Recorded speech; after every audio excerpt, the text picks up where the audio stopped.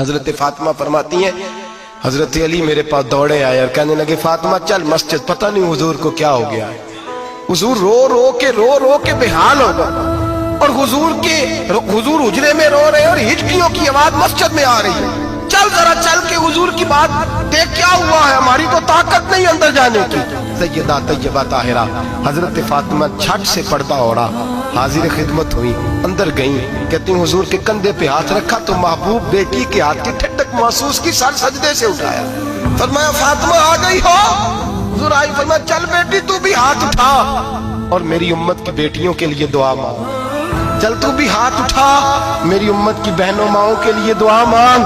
محبوبہ کیا ہوا؟ میرے حبیب نے فرمایا رات مجھے دکھایا گیا ہے دوزخ میں کچھ بیبیاں ہیں، ان کے بال فرشتوں نے باندھے ہوئے ہیں اور انہیں گرز مار رہے ہیں، وہ چیختی چلاتی ہیں اور مدد کے لیے پکارتی ہیں، وہ بڑی تکلیف میں ہیں۔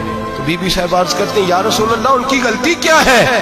تو میرے نبی نے فرمایا وہ باریک دوپٹہ اوڑھتی تھی، وہ باریک دوپٹہ اوڑھتی تھی، ان کے بال چمکتے تھے، غیر محرموں کی نظر پڑتی تھی، انہیں دوزخ میں سزا ملے گی، وہ چلائیں گی چیخیں گی، ان کی مدد کو کوئی نہیں پہنچے گا۔ چل تو ہاتھ اٹھا دعا